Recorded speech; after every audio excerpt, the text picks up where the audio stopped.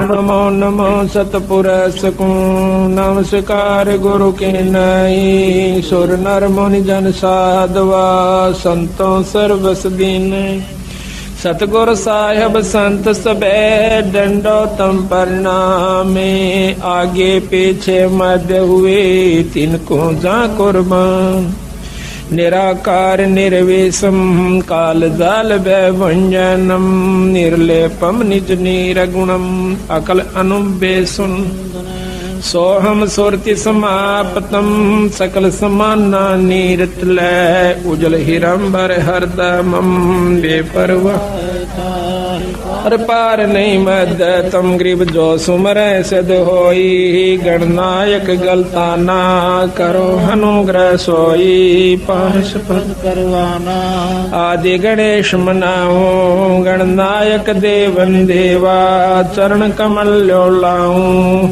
आदि अंत करो सेवा परम शक्ति संगीतम हृदय सिद्ध दाता सोई अविगत गुण यलितम सतपुरुष निर्मोही जगदम्बा जगदीश मंगल रूप मुरारी तन मन अर्पो शीश भक्ति मुक्ति भंडारी सुर नर मुनि जन जामे ब्रह्मा विष्णु महेशा शेष शेष मुख में पूजे गणेशा इंद्र कुबेर सरीखा वरुण धर्म राय जामे समर्थ जीवन जी का मन इच्छा फल पावे 33 कोटि दारा जावे से 88 उतर बोझल पारा कटे अंकी फांसी 33 कोटि दारा जावे से 88 उतर बोझल पारा कटे अंकी फांसी सत साई।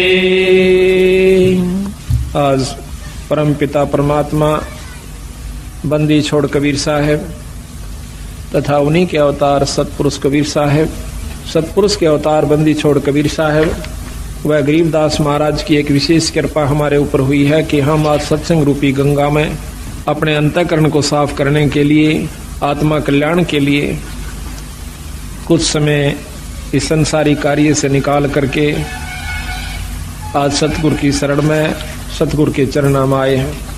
इस बात का प्रमाण सब जगह मिलता है कि बड़े भाग से मनुष्य जन्म प्राप्त होता है और उससे भी वह दिन हमारा बहुत ही भाग्य का होगा। अच्छे हमारे शुभ संस्कार होंगे जिस दिन हम सत्संग में आकर के परमात्मा की चर्चा सुनते हैं और परमात्मा के बारे में जानकारी होती है। आत्म कल्याण का हमें मार्ग प्रशस्त होता है कि मनुष्य जन्म परमात्मा ने हमें किस लिए दिया था। अच्छे हम ज्ञान जो है सत्संगत से प्राप्त करते हैं, बुरी जानकारी हमें कुसंगत से होती है। परमात्मा के बारे में जानकारी केवल एकमात्र सत्संग से होया करे और सत्संग जिस दिन हमें प्राप्त होता है वो हमारा बहुत ही पुण्य का दिन होता है।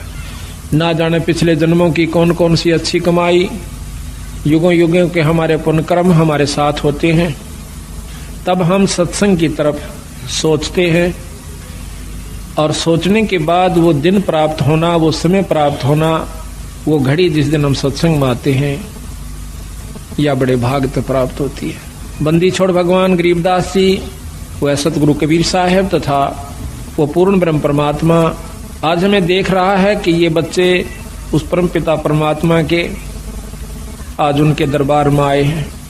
उनको इतना भी ज्ञान है कि कौन भक्त आए हैं और कौन नहीं आए हैं, किन कारणों से नहीं आ पाए।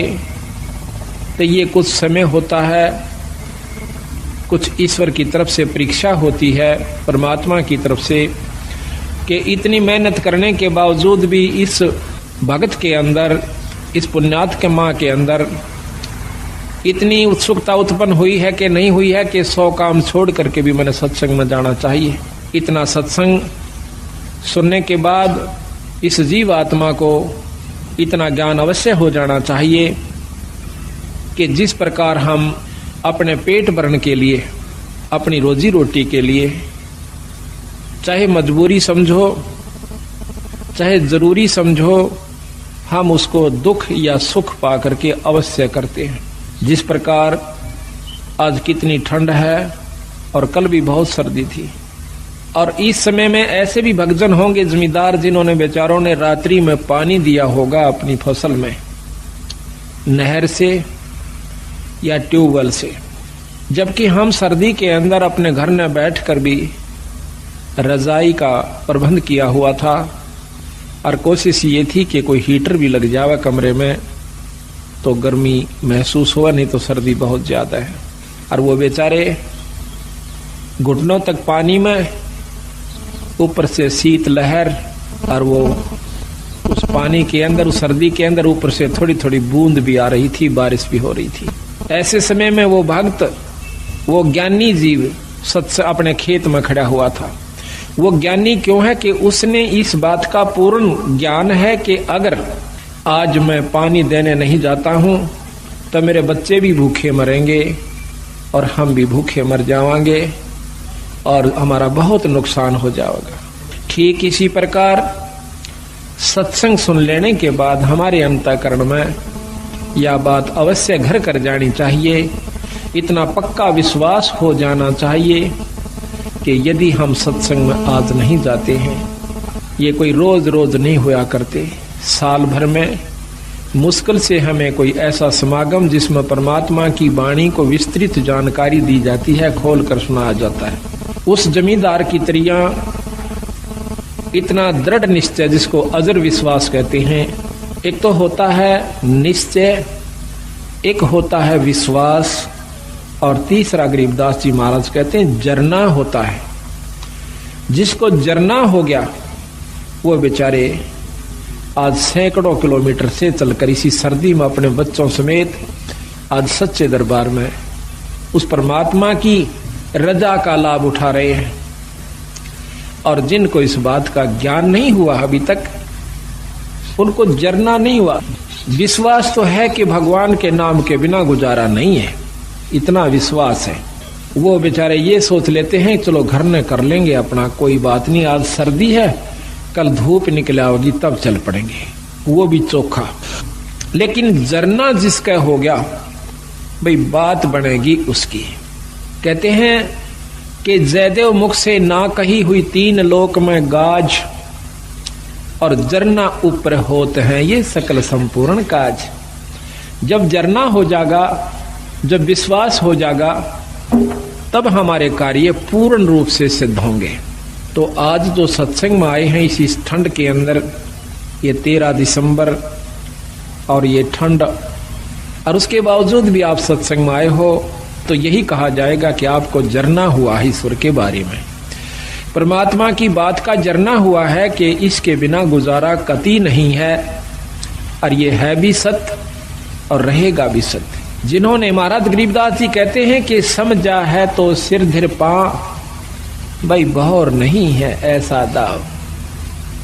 समझा है, ये बात आपके ज्ञान में आई है, आपके चित्त में ये बात समाई है कि नाम बिना गुजारा नहीं है, सत्संग बिना जीव का कल्याण नहीं है, तो फिर काहे की इंतजार करते हो? सिर धर पांव, सिर पर पैर रखना, बहुत तेज दौड़ना, सिर पर पांव रखना, बहुत तेज दौड़ना। तो सतगुरु महाराज कहते हैं समझा है तो सिर धर पांव और बहौर नहीं है ऐसा दाव। ना तो ये मनुष्य शरीर बार बार मिलेगा, और मनुष्य शरीर कहीं मिल भी गया किसी युग में, हजारों वर्ष, लाखों वर्ष लग 84 भोगने के बावजूद, और वो हो गया ऐसे स्थान पर जहां पर परमात्मा की चर्चा का होना भी मुश्किल है, तो उस मनुष्य जन्म से भी आपको कोई लाभ नहीं होगा। तो यहाँ सतगुरु महाराज हमें ये बताने की कोशिश करते हैं कि प्रथम तो मनुष्य जन्म नहीं मिलेगा भाई, और मनुष्य जन्म मिल भी गया तो यह बात समझ में नहीं आओगी जो आपके आ जाई से। ये बड़ी मुश्किल से बात बनती है। पता नहीं कितने सत्संग सुनने से इस बात का अंतःकरण में कुछ थोड़ा सा विवेक बने से कि भगवान के नाम के बिना भाई को नहीं गुजारा, क्योंकि सभी संत प्रमाण देते हैं और बार बार हमें बताने की कोशिश करते हैं कि नाम के बिना जीव का गुजारा नहीं भाई, और नाम मिले सत्संग से, और सत्संग से हम विमुक्त तो को नहीं बात बने। तो सत्संग में आइए और ऐसे आइए जैसे सिर धर पांव, सिर पर पांव रख के भागना, बहुत तेज दौड़ना। कबीर साहब कहते हैं कि मानुष जन्म दुर्लभ है, या देह न बारंबार, और तरवर से फल झड़ पड़ा, यू फेर ना लागे डार। एक बार एक फल या पत्ता कहिए वृक्ष से एक बार झड़ जाता है, दोबारा उस पर नहीं लगेगा। ठीक इसी प्रकार संतों ने इस मनुष्य जन्म को बताया है। एक बार आपके हाथ से छूट गया, कोई फेर नहीं मिलेगा। इससे पहले पहले आप आने, इससे बहुत कुछ लाभ उठाना है, वो आप कीजिए। तो इसकी जानकारी कहाँ से होती है? सत्संग से होती है। आज आपका सौभाग्य है कि आप सत्संग में आए हो। अभी आपको हम सतगुरु गरीबदास जी महाराज की वाणी का वो रहस्य आपको बताएंगे, जो कि सतगुरु महाराज ने अपने सतलोक से आकर के हमें बताने की कोशिश की। लेकिन ये इतना जल्दी समझ में नहीं आता। हम किसी गांव में जाते हैं तो पहले तो हम 2 सत्संग किया करते थे, दोनों दिन 2 अखंड पाठ चलता है। लेकिन अब समय अभाव के कारण अखंड पाठ ज्यादा हो जाने की वजह से हम केवल एक सत्संग ही कर पाते हैं। हमारी मजबूरी हुई, लेकिन साथ में खुशी हुई कि जो कि हरियाणा में परमात्मा बंदी छोड़ गरीबदास जी को कोई जाने भी नहीं था, आज उनकी अमृतमयी वाणी का अखंड पाठ गांव गांव में और घर घर में हो रहा है। लेकिन समय अभाव के कारण, अधिकता हो जाने के कारण हम पूर्ण रूप से सत्संग वहां नहीं फरमा सकते। उसमें एक साधारण सी जानकारी दे सकते हैं जो कि नए भक्त को दी जाती है। लेकिन जो असली तत्व है वो इन 7 दिनों के अंदर आपके सामने आओगा। और जो इन 7 दिन के समागम को रुचि से एकाग्रचित करके और अपने मन को स्थिर करके और ध्यान से सुन लेगा, फिर उसके सामने कोई भी दिक्कत नहीं आवेगी, और ना ही वो इस माया के वहम में, माया के चक्कर में फिर उलझ पाओगा। संतों ने, बंदी छोड़ गरीबदास महाराज जी ने ऐसे ढंग से हमें बताने की कोशिश करी है कि देख भाई, कहीं आपको यह वहम ना रह जावे कि भक्ति का करना केवल उन व्यक्तियों का काम है जो कि घर छोड़ जाते हैं और जंगल में चले जाते हैं और बाल ब्रह्मचारी रहते हैं और वहां पर तप आदि करते हैं, गुफा बना लेते हैं, शरीर पर दाढ़ी बढ़ाते हैं, अंग पर राख लपेट लेते हैं, छार लपेट लेते हैं, बर्फ के अंदर खड़े हो जाते हैं, कोई सिर के ऊपर ठंडा नीर बरसाता है सर्दी के मौसम में। तो हम समझते हैं कि इतना कठिन कार्य, तौबा तौबा करते हैं कि हे भगवान, इतना कठिन कार्य कि ऐसी सर्दी में, जबकि हमने तो वैसे ही ठंड लग रही है अपनी जर्सी और रजाई के अंदर भी। और एक भक्त एक मटके के अंदर सैकड़ों छेक करवा लेता है और उसको एक तिपाई के ऊपर रख कर और उसके अंदर बहुत ठंडा जल ऊपर डलवाता रहता है मटके में, और मटके में से पानी झरक के झरने के रूप में और उस भक्त के ऊपर, उस संत के ऊपर पड़ रहा है। तो ऐसी सर्दी में जब हम उसकी इस प्रक्रिया को देखेंगे तो एकदम कलेजा हिल जाता है कि इतनी ठंड में और ये बर्फ के पानी को अपने ऊपर डाल रहा। तो उस समय ये मन तौबा कर जाता है कि भाई भक्ति मारे बस की कौन है, हम नहीं कर सकते इसका। लेकिन बंदी छोड़ गरीबदासियों ने इसको बहुत आसान किया है। इसको ऐसा मार्ग बता दिया है कि आप काम करते हुए अपने खेत में, जैसे उन्होंने उदाहरण दे के बताया, नहीं तो उस भगवान ने यहां पर आने की कोई आवश्यकता नहीं थी और ना ही उन्होंने बच्चे पैदा करने की आवश्यकता थी, क्योंकि वो पूर्ण ब्रह्म परमात्मा थे। लेकिन हमारे इस भ्रम को दूर करने के लिए कि आपके मन में क्या जमा हो चुकी है, हमारे अंदर भी यही थी। हम तो एक साधारण सा अपना नाम ले लिया करते थे, आरती कर लिया करते थे, जब तक हमने पूर्ण ज्ञान नहीं हुआ था।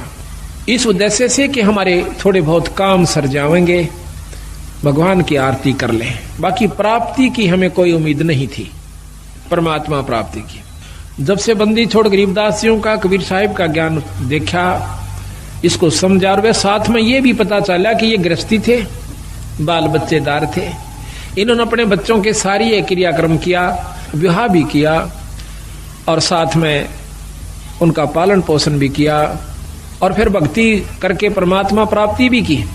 तो जब हमारे मन में यह कुछ उत्सुकता पैदा हुई कि जब बंदी छोड़ गरीबदास जी सारे काम को करते हुए पार हुए तो हम भी हो सकते हैं।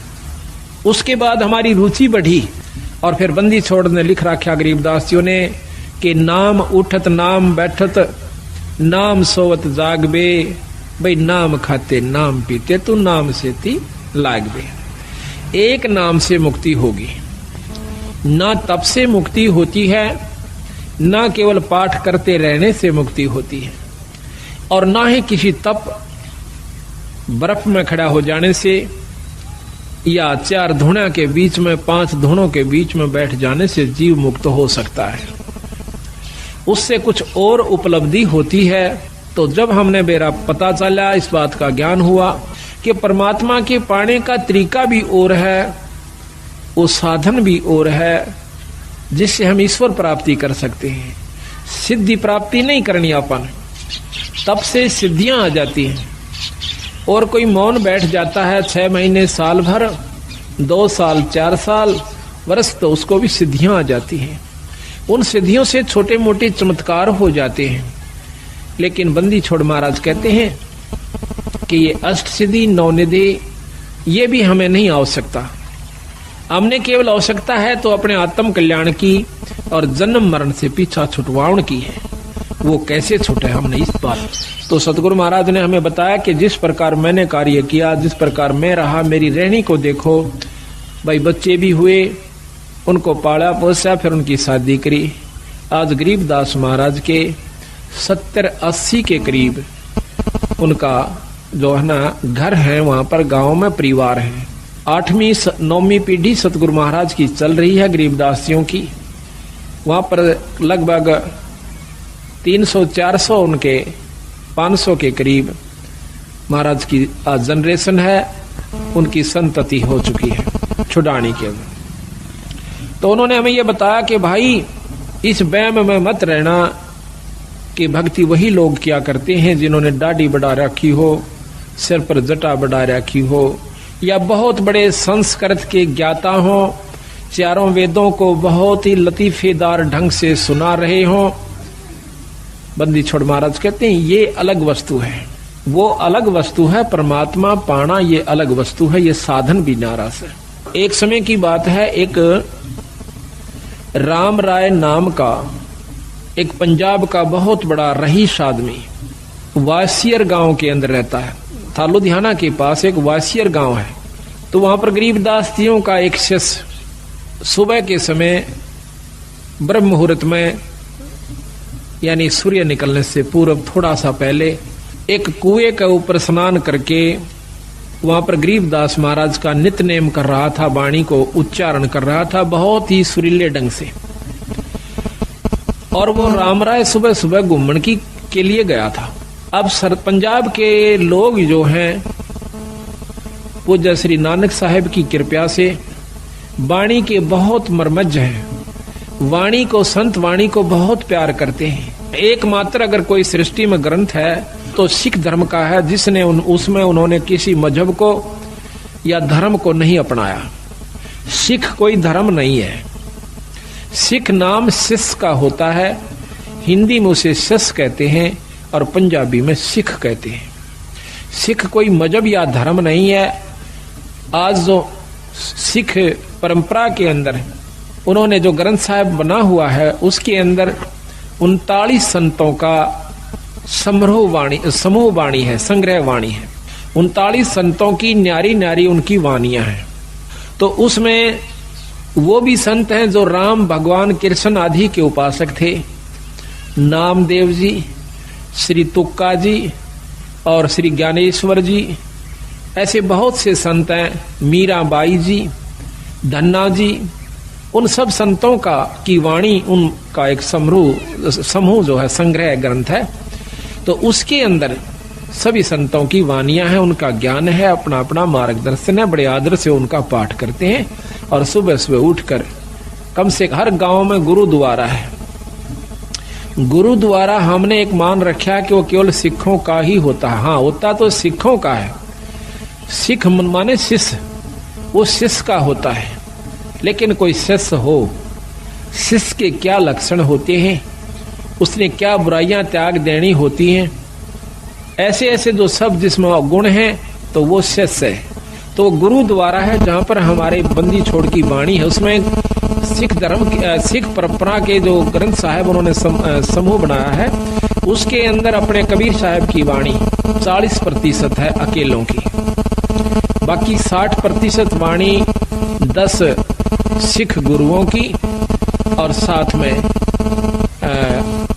28 दूसरे संतों की वाणी है, जो केवल 60% में आ जाती है। तो वो भी कबीर साहब को बहुत महत्व देते हैं। इस वाणी को सुनकर उनकी आत्मा में शरणाहट उठा है। कोई भी ऐसा, मैंने पहला क्षेत्र देखा है पंजाब में जो जाते हैं जब, कि कोई भी धार्मिक कार्य उसमें हो रहा है तो कोई भी ऐतराज नहीं करेगा, किसी प्रकार का भी है। सब नमस्कार करेंगे और ये कहेंगे कि बहुत अच्छी बात है भाई, बहुत चंगी गल है, कोई कर सके तो इसके बराबर कोई वस्तु नहीं है।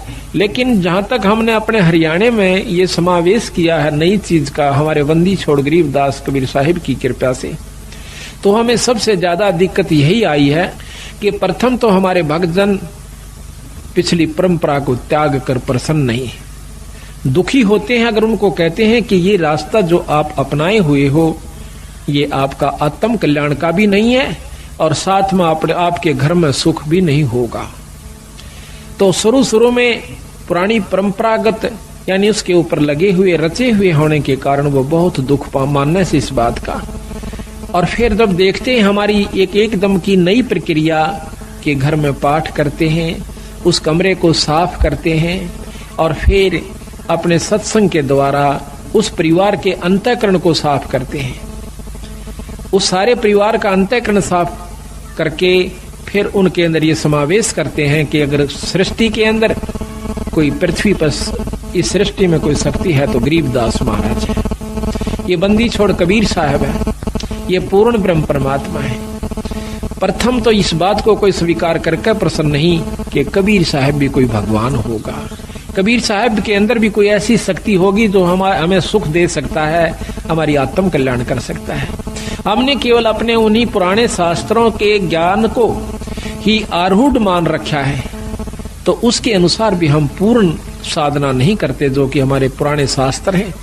वो भी आखिर में हम कहाँ आगे देखा देखी जैसे भी अपनी साधना, कोई आठम, कोई छठ, कोई चौथ, कोई पांचम, कोई ग्यास, कोई द्वादशी, एकादशी, इन्हीं को माउस पूर्णिमा को पूज पाज करके और धाम स्थान पर किसी भी धाम पर जाकर के अपना मत्था साल भर में एक बार टेक करके अपनी आत्माओं को ये प्रसन्न मान लेते हैं, हम खुश हो जाते हैं कि हमने बहुत कुछ कर लिया।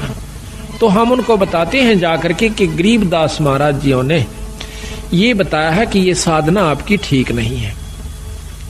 तो इन बातों को सुनकर जो समझदार होते हैं वो तो नजदीक लग जाते हैं, जो अनजान होते हैं वो बल्कि नाराज हो जाते हैं कि ये तो हमारी पुरानी परंपरा को खत्म करना चाहते हैं। देखो, समय अनुसार हमने बदल भी जाना चाहिए। जैसे पहले हम हाथ का गंडासा होता था, सानी काटने का यानी कुट्टी करने की जो मशीन है वो हाथ से, पहले पुराने समय बताते हैं कि एक उसको गंडासा ही कहते हैं यहाँ हरियाणा की आदि भाषा में, हरियाणा रोहतक जिले में तो फरसा भी समझो, ऐसे हाथ से पकड़ लिया करते थे। एक तरफ से उसको गहरा कहो, उसको भूस कहो, और दूसरे हाथ से उसके हाथ के बिल्कुल साथ से ऐसे हाथ से काटा करते थे। हमने खुद देखे हमारे दादाजी काटते हुए, वो सुबह उठ जाया करते 2 बजे 3 बजे और कटाए कट शुरू में और काट कर ढूला दिया करते। फिर वो दूसरी मशीन चली जो हाथ से घुमा करके और 2 फरसे उसमें होते हैं, उसने काटन की चली। अब वही मशीन के ऊपर एक मोटर भी रख दी गई बिजली की, जो कि मिनटों में काट देती है बहुत सुविधा के साथ। तो शुरू में जो हाथ से काटा करते थे वो बुजुर्ग जब वो मशीन चली ऐसे हाथ से काटने वाली घुमा करके, तो वो ऐतराज किया करते थे हमारे दादाजी। यूं कहा करते कि सानी तो बने से उस हाथ के गंडासे थे, ये तो वे मोटी मोटी काटो सो। यानी वो अपनी परंपरा को जो हाथ से कितनी मेहनत की, कितनी खूब हाथ की, वो करना आवश्यक समझते थे, उसी में रुचि बनी हुई थी। और फिर उसके बाद जब मशीन चल गई, मोटर चल पड़ी, तो आज कितनी सुविधा होगी। अब कोई कहे कि नहीं हम तो अपनी उस परंपरा ने को नहीं छोड़ा जो हाथ से काटा करते जो दा के साथ, तो वो गलत है, उनको ज्ञान नहीं है। ज्ञान होगा जब आप सत्संग को सुनोगे, सत्संग सुनने से फिर इसको करके देखोगे जैसे हमने आपको बताया है, तो फिर क्या होगा, फिर आपको घर में भी सुख महसूस होगा।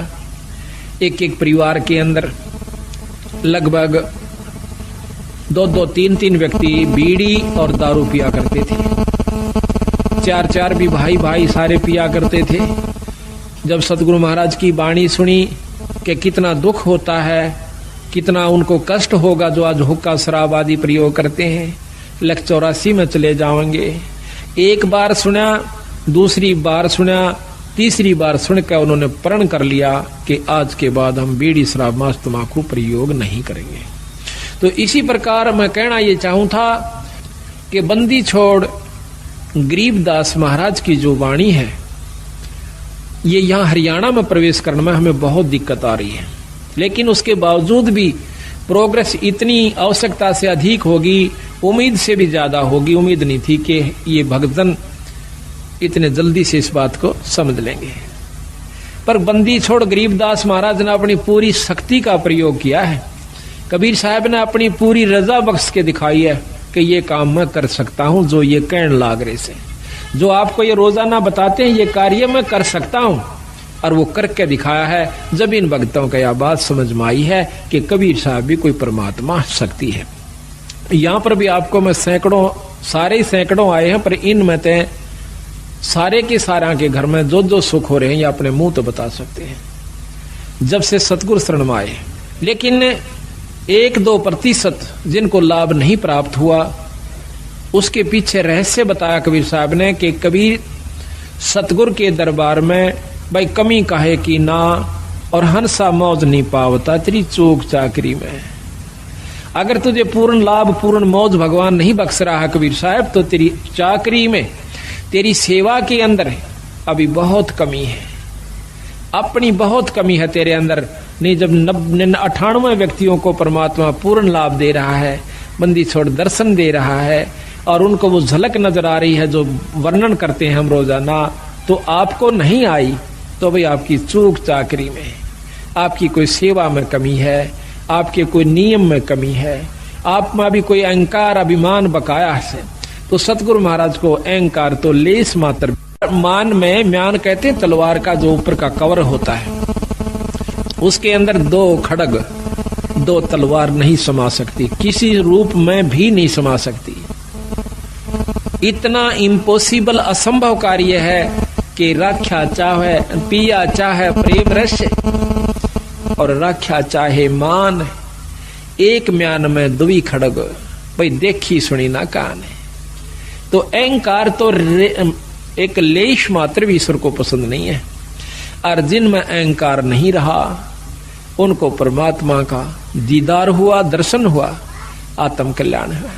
और इसमें के लगे है अहंकार को तोड़ने में, कुछ नहीं लगता, बस थोड़ी सी कसर से, थोड़ा सा सावधानी की आवश्यकता है, थोड़े सी विवेक की आवश्यकता है इसके अंदर। आज हम मनुष्य शरीर में है, ये माटी का पुतला और खाक में मिल जाएगा 10-20 साल के अंदर अंदर। और फिर हमारे ऊपर महाराज ने लिखा है कि कबीर काहे गर्भियो और ऊंचा देख आवास, और काल पड़े भू लेटना तेरा ऊपर जामे घास। कल तो जमीन पर जाकर पड़ना होगा, और वहां फूक फाक के थोड़ी सी राख हो जाएगी, और उसके ऊपर फिर तेरा घास जामेंगे।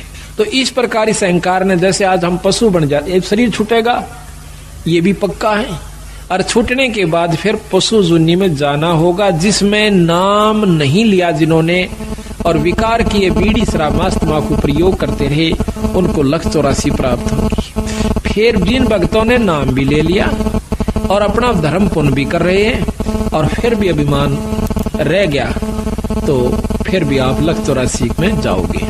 वो दूसरी बात है कि आपकी की हुई कमाई परमात्मा अवश्य देगा आपको। फिर ना जाने 1000 वर्ष में सूत बैठे, फिर ना 10,000 वर्ष में सूत बैठे ऐसे सत्संग का कि जिसमें आज आपको पूर्ण ब्रह्म परमात्मा के बारे में जानकारी दी जाएगी। तो लख 84 के अंदर हम कुत्ते बनते हैं। प्रथम जीवन कुत्ते का ले लो, स्वान का, जो कि बहुत आसपास हमारे होता है, और फिर उसके कष्ट पे जरा सा दृष्टि घुमा कर देख लो, बस ज्यादा नहीं। कल हमने देखा रात्रि में इतनी ठंड थी और एक कुत्ता इस गली के अंदर है, बाहर पड़ा बेचारा, और ऊपर से उसके खांसी होगी। 1 मिनट भी उस कुत्ते को खांसी से चैन नहीं थी। अब देखियो, पहले तो जन्म कुत्ता, ऊपर से ये खतरनाक रोग उसको लग गया। फिर कोई टांग तोड़ दे, आम कुत्ते के पैर में लंग पावेगी। क्यों पावेगी? कि उसका कोई ना कोई डला, कोई लठ या कोई पहिया उतर जाएगा, क्योंकि बिचारे बैठे वो पिछला अहंकारी जीव था। उसने कोई नो कहते न थोड़ा इधर वाले कौन होता, अभिमान रखा करता था, और आज अभिमान उसमें जोका तू है। अपने अहंकार वश बिचारे बैठेगा और बिल्कुल ऊपर गाड़ी चढ़न हो लेगी जब थोड़ा सा सरकेगा एक तरफ में।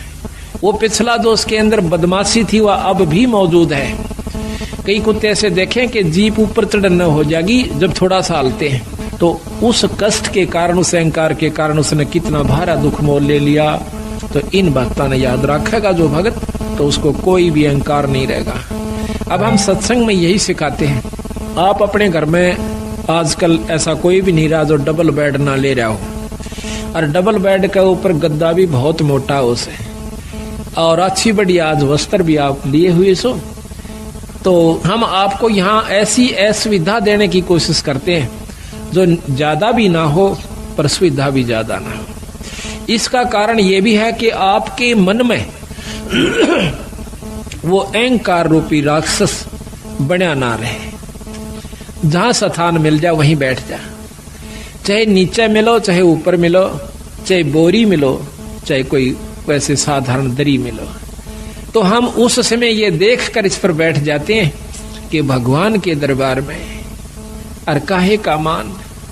कबीर साहब इसके बारे में कहते हैं कि कबीर सत्संग में जाकर और गुरु से चावे मान, वो नर नरक में जावेंगे, युग युग बने सवान। जो सत्संग में जाकर और गुरुओं से मान की इच्छा रखता है कि हमने अच्छे स्थान पर गुरुआनंद नहीं बिठा, हम जानबूझ कर अवॉइड करते हैं उनको अच्छे स्थान पर बैठाने की, क्योंकि ये अंतःकरण हमें क्योंकि समय समय पर ये चेक करना पड़े से कि इसमें भी वह बीमारी बकाया सैक नहीं है। पहले जब नाम उपदेश दिया करते थे संत जल्दी से उपदेश नहीं दिया करते, परीक्षा लिया करते थे। एक राजा ने राज त्याग दिया, संतों के कहने से सुनने से, सत्संग को सुनते हैं। तो उसने जब राज वो नाम लेने के लिए जाता है एक सत्संग सुनकर, तो वो गुरुदेव कहते हैं कि राजन आपको नाम नहीं मिला है। काहे को महाराज, मुझ दास में ऐसी कौन सी कमी है? कहने लगी राज के अंदर आप भक्ति नहीं कर सकते, आप में मान सतावेगा, अहंकार जमा हो जाएगा और बड़े बनाए खेल को आप सर्वनाश। उसने एक बार आग्रह किया, 2 बार किया, घर चला जाता है, राज त्याग दिया। राज त्याग करके महाराज के पास आता है कि महाराज मैंने राज त्याग दिया, ये सतगुरु उपदेश दे दो महाराज, क्योंकि आत्म कल्याण का जिसको चसक पड़ जाएगी, जिसको ये दुख दिखने लगेगा, दिखाई देगा, तो वो इस काम को कर सकता है। महाराज कहते हैं गरीब तन मन धन सब अर्पिए, गरीबदास जी महाराज कहते हैं कि गरीब तन मन धन सब अर्पिए, भक्ति मुक्ति के काज और जिनके उर्म बंदगी, युके इंद्र का राज। इस उद्देश्य को वही भक्त ले सकता है जिसके भीतर ले में यह बात बैठ जाएगी, अंतःकरण में जमा होगी कि ये खेल तो हमने लाखों बार खेल लिए, करोड़ों बार खेल लिए। बच्चों का पैदा करना, उनको पाल पोस कर ब्याह शादी कर जाना और फिर मर जाना, फिर कुत्ते गधे कुत्तिया बन जाना, ये खेल तो बीरा संखों बार खेला पाने, पर ईब जो खेल खेलना से वो खेल के दिखाओ। अब ये खेलन का समय आ गया, आप सेलेक्ट हो लिए बंदी छोड़ के खाड़े के पहलवान सो, अरीब उस पहलवान वाला काम करके दिखाना चाहिए। तो वो छोड़ कर चला गया, कहने लगा सतगुरु मैंने तो राज छोड़ दिया। अरे वाह भाई वाह, छाती से लगा लिया संतों ने। महाराज मैंने उपदेश दे दो कि बेटा 1 महीने के बाद आना और पश्चिम दिशा में चले जाओ। वो चला गया। 1 महीने के बाद आता है तो रास्ते में आ रहा था, उसका पैर कीचड़ में भर जाता है और साथ से एक पशु जा रहा था, उसके छींटे लगकर उसके जो पैरों में उसने पहन रखा था कोई पजामा वगैरह या कोई वस्त्र धोती, उसका छींट लग जाती है। उसको उसने 3-4 गालियां सुना दी। वो जो आ रहा था और साथ में एक शिष्य और सतगुरुओं का आ रहा था, तो उसने देखा कि जब वो सत्संग में प्रवेश किया महाराज के आश्रम में, तो उसने वो अपने एक नलके पर या कुएं पर वो कपड़े साफ किए, थोड़े थोड़े पानी लगा करके थोड़ा थोड़ा उनको साफ किया पहने पहने। तो गुरुदेव ने पूछा, जो और भक्त आया था वो आके कहने लगा महाराज जी ये कौन है? वो कपड़े साफ कर रहा। कहने लगा ये भाई बहुत बड़ा राजा था, इसने राज त्याग दिया परमात्मा पाने के लिए। कहने लगा जी त्याग गया कुछ नहीं बताई। क्यों भाई? कि इसके ऐसे ऐसे छींटे लगे, गालियां मंड रहा था उसको। अच्छा अरे वाह भाई, चौखत ने बता दिया मेरे को। वो आके लंबी डंडौत करी। ओहो आओ भगत जी, राजा जी आगे। राजा कहा जब खुश हुआ, आओ राजन बैठो। बड़ा प्रसन्न हुआ, बैठ के सतगुरु उपदेश दे दो। अग बेटा अभी तो 1 साल के बाद आना। भोजन पाया, उठ के चला गया। 1 वर्ष के बाद फिर आता है, वापस आकर के अब सतगुरु ने पूछा कि देखना कि आज वो आएगा। दिन रख दिया कि उस दिन आना और इस समय आना। ऊपर से एक भंगण को, जो उनकी शिष्या थी, उसको कहा कि जब ये व्यक्ति आवे इसके ऊपर कूड़ा डाल देना छत से। तो वो ठीक समय पे घंटा आध घंटा इधर उधर वो ताक में रही और ऊपर से उसने जब वो आ रहा था तो उसके ऊपर कूड़ा डाल दिया। कूड़ा डालते ही वो, हाँ जब उसने पूछा था सतगुरु मुझे नाम क्यों नहीं मिलेगा, कहने लगा भाई आपने ये कीचड़ लगा जब उसको गालियां दे दी जिसकी भैंस पशु था साथ में। ऐसा नहीं करना चाहिए, संत के अंदर ये गाली देने का स्वभाव नहीं होना चाहिए। इसने जीवित मरना होगा, तो उसने ये ख्यास रखी कि भाई आज के बाद मैं गाली नहीं दूंगा किसी को। तो देखा ऊपर से जब कूड़ा उसके ऊपर पड़ जाता है तो एक बार क्रोध से देखकर कहने लगा अगर मैं राजा होता, इतना कह गया बस चुप हो गया, गाली नहीं दी। अगर मैं राजा होता तो मतलब भाव ये था कि अब तेरा मैं बक्कल उतरवा देता। कह दिया चाहे ना कह दिया, भीतर ले मत आई वह बात। तो उसको उस जमादारनी को भंगण को कहा था कि बेटी जो इसका आओ भाव हो मुझे बताना। वो उससे पहले आ गई, कहने लगी महाराज ने बोला कि मैं अगर राजा होता। आ गया, बैठ गया। महाराज ने आदर सत्कार किया, क्या हो राज? कि महाराज मैं काबिल हो गया कि पुत्र अभी तू राजा है। अक नहीं महाराज मैं तो राज छोड़ चुका हूँ। अक नहीं बेटा अभी तू राजा है। राज छोड़ दिया पर राजपना नहीं छोड़ा। अक सतगुरु कोई गलती हुई कि आपके ऊपर कूड़ा पड़ा जब आपने क्या शब्द उच्चारण करना चाहा किया कि अगर मैं राजा होता। अभी तो है बेटा तू राजा है, इसको छोड़ दे। जीवित मर ले रे लोभी मन नाम सुमर ले रे। जीवित मरना इसी का है। जीवित मरण का बहुत लंबा उदाहरण सतगुरु महाराज ने दे रखा है। अभी आपको सुनावेंगे कि जीवित कैसे मरा जाता है। ईख का उदाहरण दिया कबीर साहब ने कि नो जीवित मरा करें और फिर उसका कीमत बनती है। जमीन का उदाहरण दिया कि धरती कभी मुंह से नहीं कहती, चाहे कोई बिस्टा डालो, चाहे उसमें कोई आम लगाओ, चाहे अंगूर लगाओ, बगीचा बनाओ, चाहे वहां पर चूल्हा चौका कर लीजिए, वो कभी ऐतराज नहीं करती। इसी प्रकार संत स्वभाव होता है, चाहे कोई गाली दे कोई मीठा बोले, अपने अंतःकरण के अंदर द्वेष पैदा नहीं कर। ये सतगुरु मैं कब आऊं कि साल भर के बाद आना बेटा। 1 वर्ष के बाद निश्चित समय पे वो फिर आवस तो उस समय ऊपर से चौड़ा भर के डालना था। उस बंगड़ को कह दिया एक और व्यक्ति को कि ऐसे करना कि जब ये आवश्यक के ऊपर गारा और पेशाब मिलाकर पशु का वो डाल देना। जब वो आ रहा था तो उसके ऊपर वो चौड़ा डल गया, ऐसे जैसे धोखे से। ओहो हो भाई, मैंने ख्याल से नहीं करा, माफ करना। तो वो कहता है कि कोई बात ना बहन, ये तो माटी पर माटी पड़ी है, मिट्टी पर मिट्टी डाली है, कोई खास बात नहीं है। तो जब उसने आके बताया कि महाराज ऐसे ऐसे बोला, बोला ये अधिकारी हो गया। आते सतगुरु ने छाती से लगा लिया, बेटा अब तू उपदेश अधिकारी, इस शरीर को आपने मिट्टी समझ लिया तो ये अब आप तो अधिकारी हो चुका है भगवान के नाम लेने का।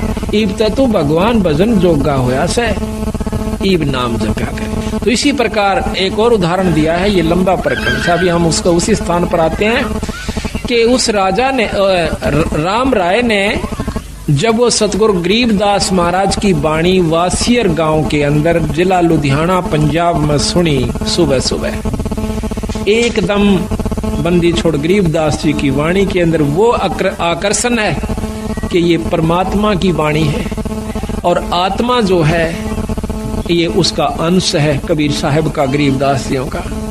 ये इसकी वाणी में इतनी आकर्षित हो। तो उसी समय सतगुरु की वाणी को सुनकर वो राम राय नाम का भगत एकदम आकर्षित हो जैसे कि भाई इतनी प्यारी वाणी।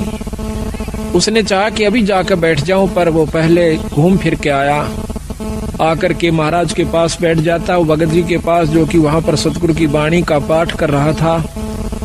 काफी देर सुनता रहा, इतना आत्म विभोर हो गया, उसकी आंखों से पानी गिरना शुरू हो गया महाराज की वाणी को सुनने मात्र से। फिर उस राम राय ने पूछा, जब उस महात्मा ने, उस संत ने अपनी वाणी को विराम दिया तो पूछा कि महाराज ये वाणी किस महापुरुष की है? तो वो संत कहने लगा कि मेरे पूज्य गुरुदेव की है। आपके गुरुदेव जी का क्या नाम है? कि गरीबदास महाराज, गरीबदास बंदी छोड़। कहने के बंदी छोड़ किसे कहते हैं? महाराज ने लिखा गरीबदास जी ने कि अमर करूं सतलोक पठाऊं, ताते बंदी छोड़ कहूं। अमर करूं और सतलोक पठाऊं। सतलोक सचखंड नो कहते हैं। वो पूछने लग गया, कहा जी? वो सचखंड और वही सतलोक। अमर करूं सतलोक पठाऊं, ताते बंदी छोड़ कहूं। इस काल से जीव न छुड़वाऊंगा, इस कर लिए मैं बंदी छोड़ कहलाता हूँ। कबीर साहब ने गरीबदासियों के बारे में उस भक्त ने जानकारी दी। उन्होंने पूछा कि वो संत अभी शरीर में है या नहीं है? तो वो संत कहता है कि महाराज अभी शरीर में है और छुडानी गांव के अंदर है, जिला रोहतक में, तहसील बहादुरगढ़ के पास। तो उन्होंने कहा कि मुझे पूरा पता लिखवा दीजिए। ऐसे संत के दर्शन करने चाहिए, ऐसे संत के दर्शन करने चाहिए, क्योंकि जिसको ज्ञान है वो कहता है। बंदी छोड़ कबीर साहब की वाणी में आता है, कबीर साध मिलन को चालिए, तजमाया अभिमानी, जो जो पग आगे धरे वो सो सो यज्ञ समानी। कबीरा दर्शन साधु का साहेब आव यादे, लेखे में वो ये घड़ी भाई बाकी के दिन बाद। फिर कहते हैं कबीर साधु दर्शन राम का, मुख पे बसे सुहागे, दर्श उन्हीं को देते हैं भाई जिनके पूर्ण भागे। कबीर साहब गरीबदास ने लिखा है, गरीब जिन मिलते सुख उपजे, मिट्टे कोट उपादे, भवन चतुर्दश ढूंढियो भाई वो परम स्नेही साधे। जिनकी मिलन मात्र से इतनी खुशी होती है, कहते ऐसे संत को चाहे 14 भुवन में भी आप न किता मिल जाओ, वहां दर्शन करिए आइए। इस वाणी को उद्देश्य रखते हुए वो राम राय जी चल पड़ते हैं।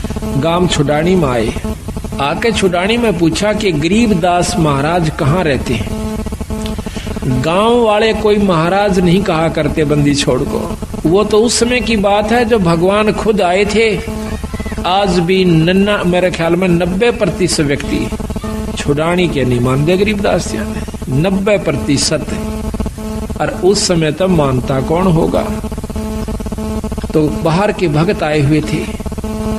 महाराज कहते हैं लाल तो परखे जौहरी और सबदा परखे साध और कबीर परख ले साधु ने ताका मता आघात।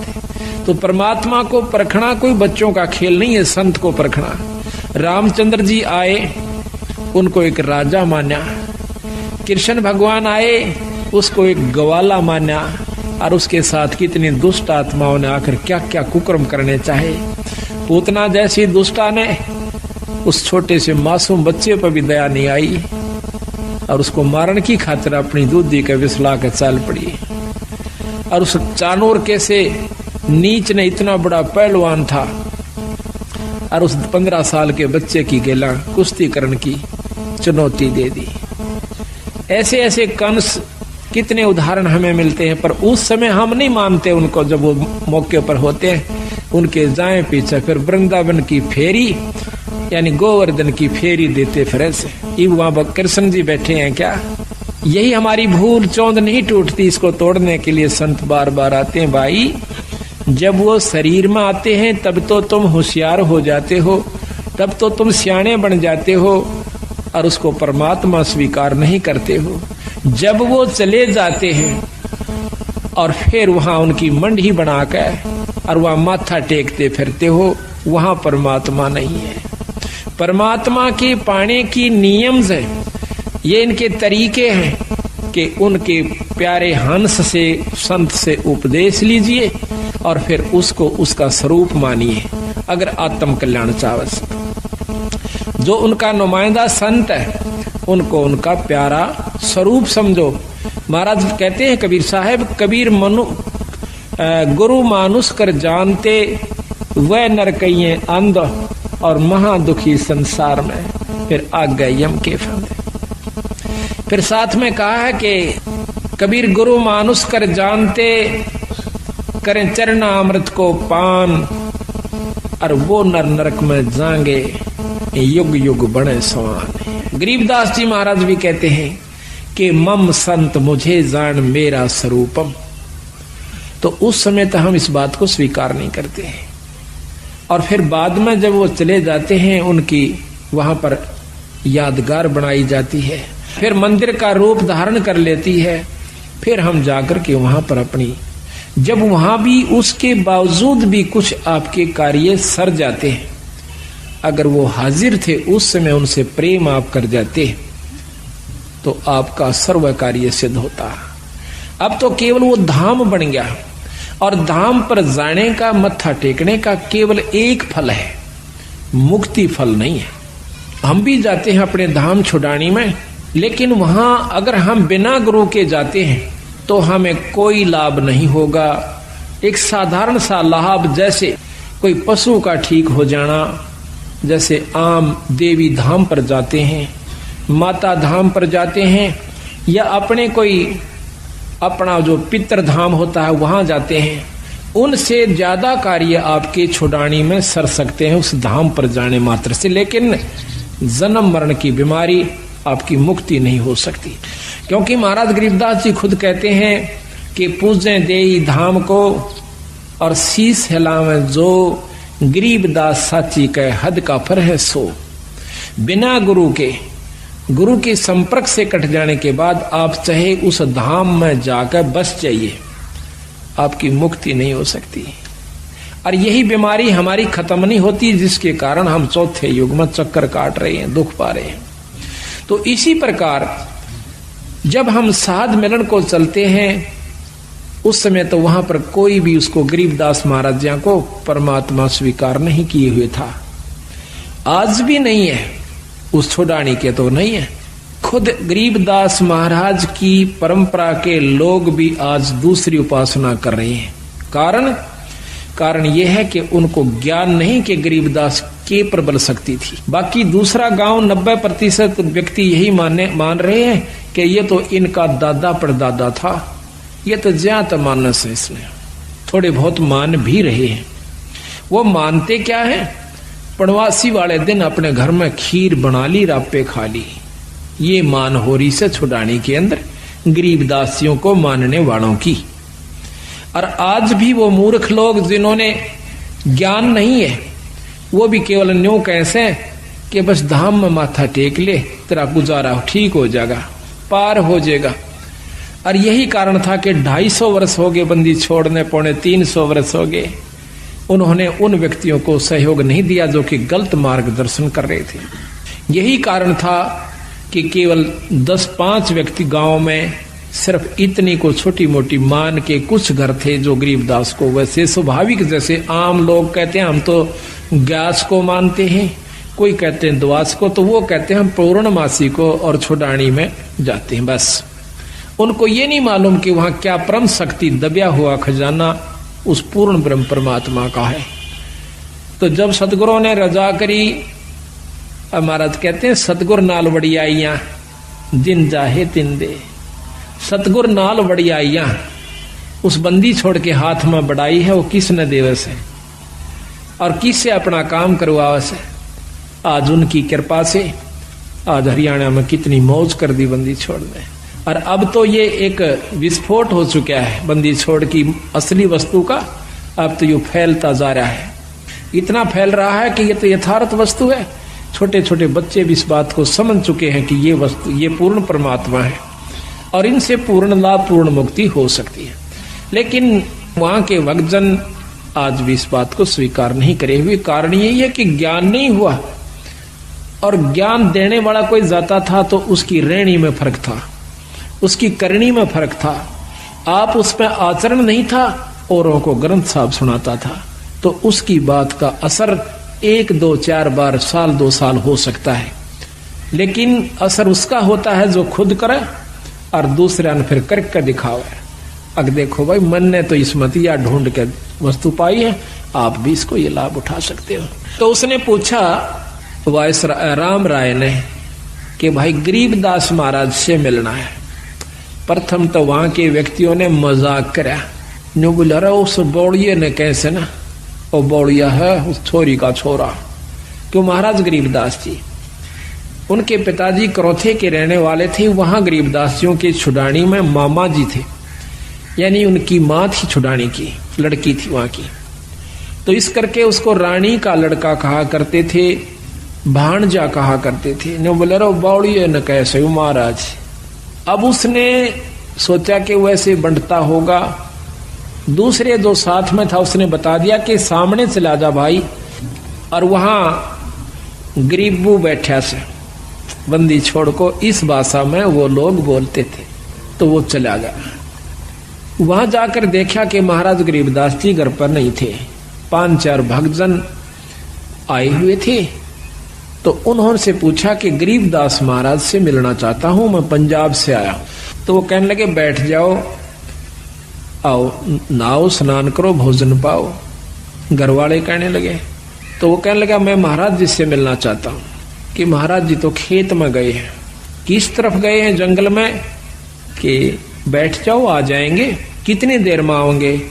ये मालूम नहीं, आवत ही बाजे में, अरे ना हो तो शाम तक ना। उनकी मौज से उन्हें सोचा जब इतनी दूर से आ गया हूं तो क्यों ना 10 कदम और खेत की तरफ धर लूं।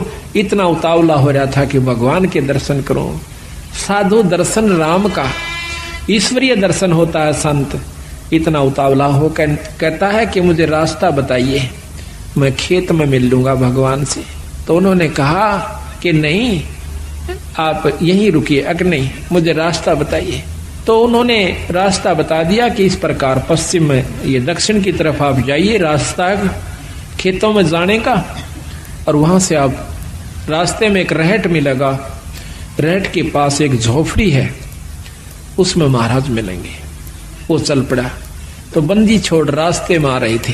गरीबदास महाराज की वेशभूषा के थी कि धोती और कुर्ता, जैसा आम हरियाणे की वेशभूषा है व्यक्ति पहनते हैं, उस पाव में था। आ रहे थे तो उसने राम राय ने बंदी छोड़ से पूछा कि भाई मैंने महाराज गरीबदास का स्थान बताइए। बताते ही इधर खेतों में रहते आए हुए। अब सतगुरु महाराज ने सोचा कि जय मैं इसको अभी बता देता हूं कि मैं गरीबदास हूं तो ये मेरी बात एक नहीं सुनेगा, क्योंकि इसके मन में जो संत वेशभूषा है वह कुछ और है। वो क्या सोच का आया था कि बहुत बड़े संत होंगे, सिर पर दाढ़ी बड़ी हुई होगी, लंबी जटा होगी, हाथ में कोई त्रिशूल होगा, कोई कपड़े होंगे तो गेरुआ होंगे और नहीं होंगे तो तन पे एक लंगोटी होगी, एक कपड़ा छोटा सा होगा और शरीर पर राख मसड़ रखी होगी। तो सतगुरु ने सोचा कि कहीं इस बेचारे का आना असफल ना हो जाए। बंदी छोड़ कहने लगे कि महाराज तो भाई आ जाओ, मैं मिलाऊंगा आपको। वो कहता मैंने सुना है खेतों में गए, कोई नहीं अब घर को जा रहे हैं। अब वो वापिस आ जाता है। सतगुरु महाराज जब घर पर आते हैं, जो भगत जन 10-5 वहां रहते थे, कुछ तो उनके नौकर थे सतगुरुओं के खेत में काम करने वाले, क्योंकि गरीबदास महाराज 2500 बीघे के मालिक थे। उस समय वो बीघा आज के 2.5 बीघे के बराबर, 3.25 बीघे के समान होता, जो कि 1 किले से थोड़ा ही कम होता है। 2.5-3 बीघे का, ये 5 बीघे का किला है आजकल जो एकड़ बनी हुई है, तो वो 2.5-3 बीघे का 1 बीघा होता था, पुराना बीघा जिसको कहते हैं। जो उनका इतनी जमीन थी 2500 बीघा। बहुत से नौकर रहा करते थे सतगुरुओं के, कुछ वो थे। तो उन्होंने क्या किया कि आते ही महाराज के वो खड़े हुए, भक्तों ने दंडोत प्रणाम किया। तो वो वायसराय ने सोचा कि यूं है कि वो गरीबदास महाराज। एक भगत के कान पर लाग कर नजदीक से पूछता है कि गरीबदास महाराज कौन सा है? कि रे भोड़े, ये तू साथ आया इनके, ये परमात्मा है गरीबदास महाराज।